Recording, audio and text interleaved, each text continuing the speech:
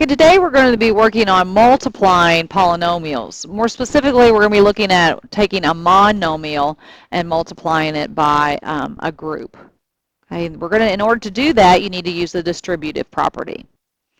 So let's try simplifying this example. I have 2x times the quantity, negative 4x squared plus 5x, minus 5 times the quantity, 2x squared plus 20. So today we're actually combining what we've been working on. We've been working on the properties of powers, and we've also been working on adding and subtracting polynomials. So we're going to be kind of using a combination of both today. We're going to be including some adding and subtracting and some multiplication. All right, if I'm going to take 2x times this quantity, I have to distribute and take it times each term. Remember, there are two terms here in the parentheses. So what is 2x times a negative 4x squared? Negative 8x to the third power. Very good. 2x times 5x will be 10x. Now, what do I put in between here? It is a plus. It's a positive, or we say it's a plus 10x to the second, or x squared. Okay, now when I go over here to distribute, don't forget this is what kind of a 5. And just when you carry it through, always just remember that it's a negative 5 both times. Negative 5 times 2x squared would be a negative 10x squared. And then negative 5 times 20 is negative 100. Okay, so after I'm done distributing, then you're going to do what we've been working on. Is there anything that I can combine? Any like terms that I can combine? Yes. 10x squared minus 10x squared, what happens to them? Okay, they cancel out. They're gone. So I'm left with negative 8x to the third minus 100. Is there anything else I can do to simplify that? Anything else I can combine? Nope, don't think so. Good job. Let's take a look at an example in which you actually have terms on both sides. What we're going to do.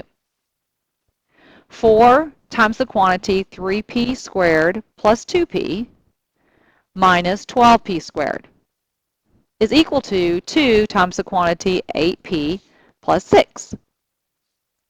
Okay, we've already addressed all the rules. You have all the tools necessary in order to simplify this.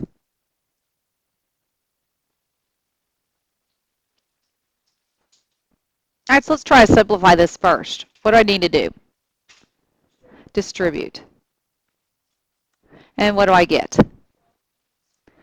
12p squared plus 8p minus 12p squared equals 16p plus 12. Great. Okay, now let's look on the same side. Okay, well, let's look and see if we can simplify anything on this left side of the equal sign. What's 12p's minus 12p's? I cancel at 0. So I'm left with 8p is equal to 16p plus 12. All right, now what I need to do? Okay, get your p's on the same side. So we'll subtract 16p from both sides. Now it goes as not just 16, but it's 16p. I'm taking that whole term and moving it over. And I'm left with what? Negative 8p equals 12. Now, can I solve for p? Sure, so let's go ahead and do that. Divide both sides by negative 8. And what is p going to be equal to? Okay, it would be negative, simplify this, negative by 4, 3 halves. Or you can write it as negative 1 1/2 or negative 1 5/10.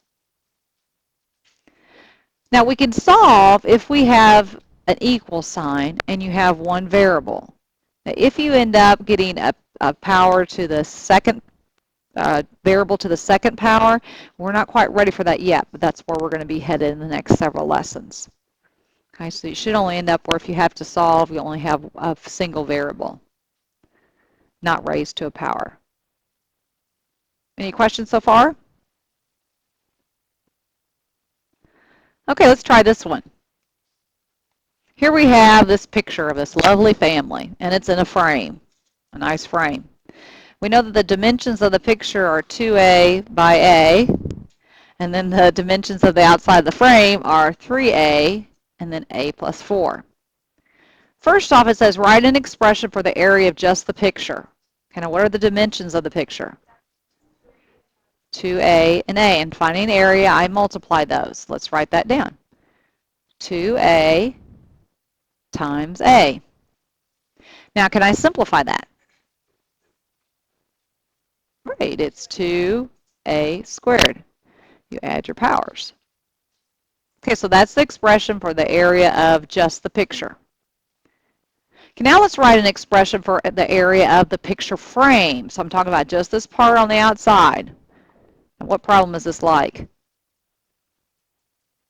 The donut. Good job, the donut problem. We have to find the area of the whole thing, and then what are we going to take away from it? The area of the picture. Okay, so how do I represent the area of the entire picture, including the frame? 3a times a plus 4. Very good. And from that, what am I going to take away? Minus the area of the picture, which we just had the expression, 2a squared. Good job. Okay, what do I need to do now to simplify this? Distribute. What do I get? 3a squared plus 12a minus 2a squared. Can I simplify it anymore? Yes, I can combine my like terms. These are a squared terms.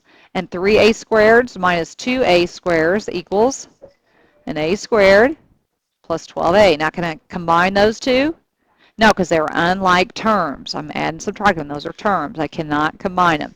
So is this the simplest form that I can get for the expression for the area of just the picture frame? Yes.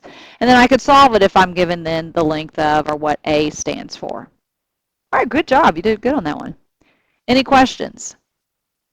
All right, today then you've had your first lesson on multiplying monomials by polynomials.